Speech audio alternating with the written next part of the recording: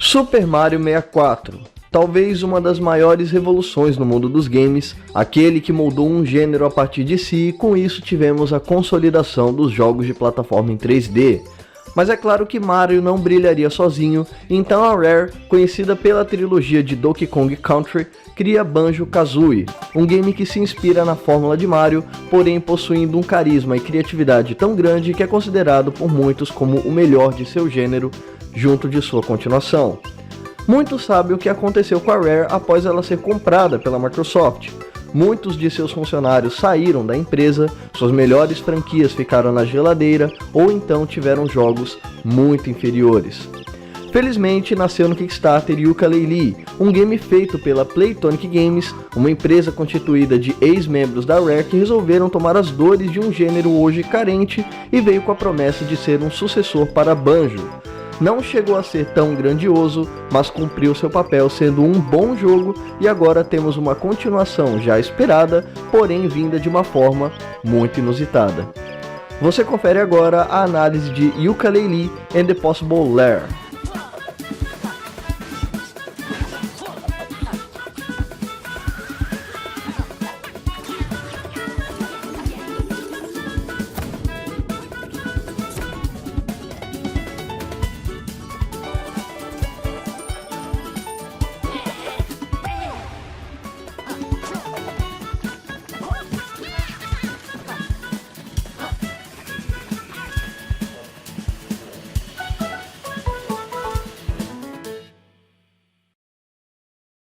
E antes de continuarmos, não se esqueça de deixar o seu like caso goste do conteúdo, se inscreva e ative o sininho para acompanhar mais vídeos e, é claro, compartilhem com os amigos. Esse conteúdo é muito trabalhoso de se fazer e a avaliação de vocês é a maior motivação para que tudo isso seja feito.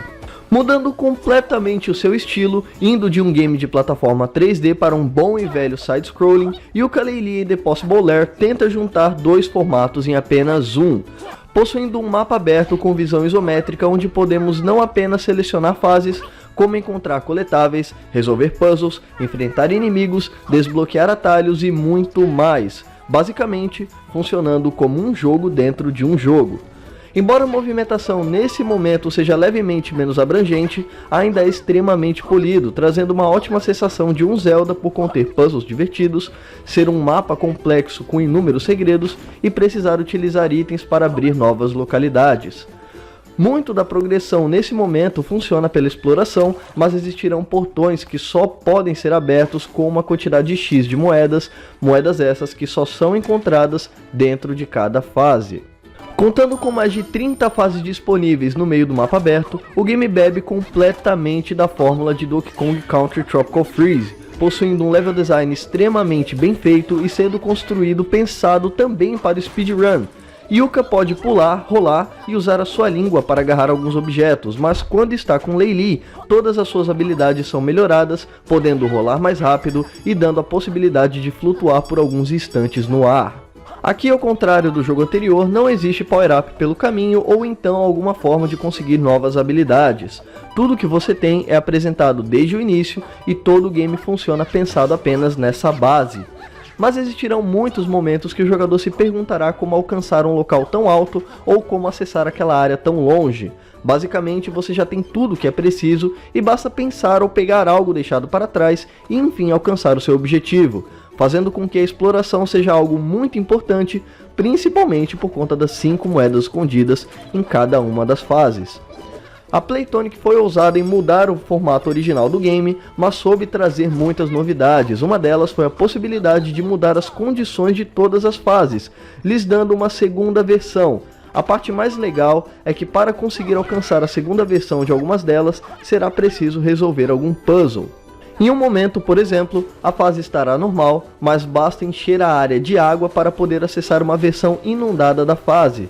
Essas condições são extremamente diferentes, podendo encontrar fases com sua segunda versão possuindo muita ventania, cheia de mel e gosmenta, congelada, a fase toda virada para vertical e muitas outras variações. E não se enganem, as segundas versões são praticamente uma fase nova, com o jogador utilizando rotas alternativas ou praticamente sendo uma fase nova mesmo, com pouco aproveitamento da anterior, apenas mantendo o tema da fase. Mas a parte mais legal e a maior novidade de Impossible Lair, você não é obrigado a jogar nenhuma fase para zerar o game. Desde o início, a última fase também é a primeira que começa o jogo, e você tem a liberdade para tentar zerar assim que o game começa, mas como já dizia sua mãe, querer não é poder, e aqui, poder não é conseguir. Uma boa dificuldade e uma boa progressão dela é algo que sempre deve ser alcançada, e a Playtonic conseguiu alcançar isso com esmero, fazendo com que o game inteiro seja um pequeno treinamento para o grande desafio final, que também é o primeiro, e que é muito, mas muito mais difícil do que o game inteiro, possuindo apenas uma chance para concluir a fase final, ou então voltará do início dela. Assim como em Zelda Breath of the Wild, desde o começo o jogador é livre para derrotar Ganon, mas claramente não está preparado para a luta final, então toda a aventura não passa de uma preparação, deixando o jogador mais forte mentalmente e o personagem fisicamente, e assim sendo possível uma vitória. Yooka-Laylee em The Impossible Lair faz a mesma coisa, usando todas as fases para preparar o jogador mentalmente, e no final de cada fase salvamos uma abelha.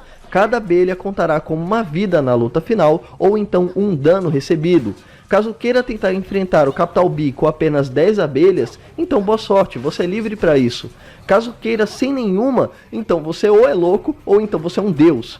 O meu conselho aqui é aproveitar todo o game e ir com o máximo de abelhas possíveis, para pelo menos tentar zerar o game, porque é bem difícil.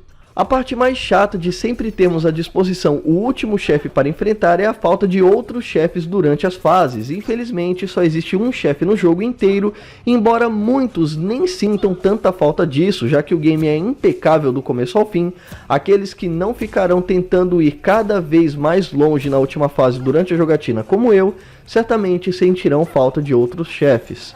Dentre os coletáveis existem tônicos que devem ser coletados e possuem várias serventias. Como cosméticos, eles podem alterar a condição do game, como bagunçar os comandos, e também podem até mesmo ajudar os personagens, podendo aumentar o tempo planando, mais velocidade ao rolar e vários outros. Mas é bom repensar, pois todo benefício em fase pune o jogador com menos folhas ao término de cada fase, e as folhas funcionam como dinheiro do game e sempre será necessário gastar, seja para comprar tônicos ou abrir grades que podem conter algum item para concluir um puzzle, ou até mesmo chaves que abrem novas localidades. Vários personagens antigos continuam, tanto inimigos quanto aliados, isso agrada e aborrece ao mesmo tempo se lembrarmos a língua insuportável do game. Quem aqui não lembra o Yuka tendo um orgasmo eterno ao falar no primeiro jogo?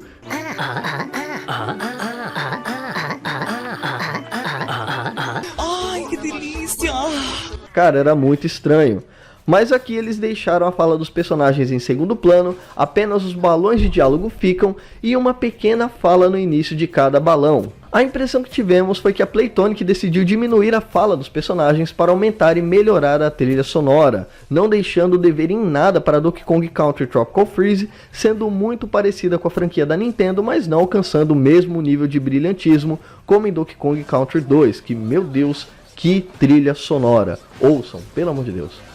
Infelizmente o game sofre com alguns bugs, alguns foram consertados com a atualização do lançamento de quase 2 GB, pelo menos na versão de Nintendo Switch, mas em minha experiência ocorreu um bug tão problemático que me impedia de prosseguir. Uma serra gigante estava bloqueando a passagem e a mesma serra estava me perseguindo de baixo para cima. O problema é que a serra de cima não devia existir, como se tivesse sido duplicada. O bug ele só desapareceu após o fechamento do game, nem saindo da fase isso resolveu.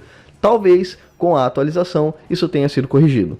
Contando com gráficos lindos em todas as plataformas, inclusive no Nintendo Switch, que não ficou devendo em nada para as demais plataformas. A única queixa aqui fica para a falta de uma localização para o nosso idioma, algo muito comum quando vemos a Team 17 como distribuidora. Se nem Blasphemous, que possui legendas em português no PC, ainda não possui localização nos consoles, imaginem Impossible Lair, que acabou de lançar.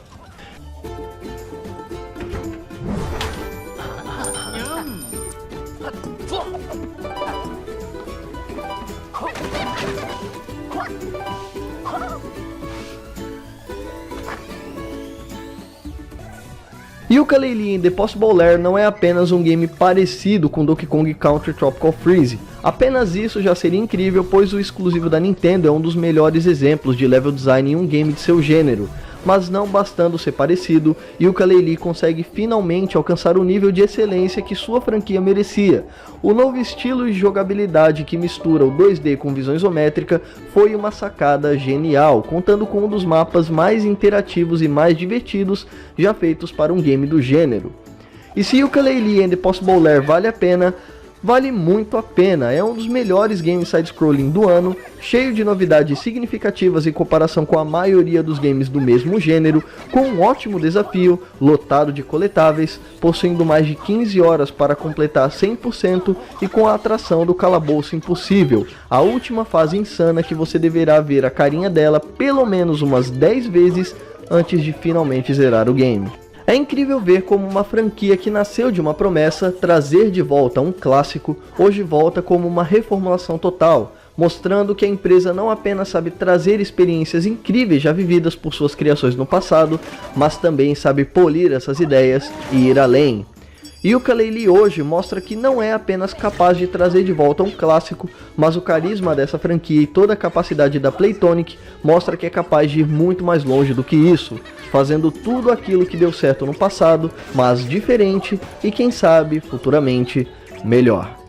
E você, tá jogando o novo Yooka-Laylee? Tá gostando do game? Deixa aí nos comentários a sua experiência e não se esqueça de deixar um gostei, compartilhem para ajudar na divulgação do vídeo do canal e se inscreva e ative o sininho para acompanhar novos vídeos. E é isso, pessoal, eu vou ficando por aqui, é isso aí, valeu, falou e até o próximo vídeo. Se inscreve pra acompanhar, compartilha pra divulgar, dê um like para ajudar e ativa o sininho pra notificar. Se fizer isso, vai te amar.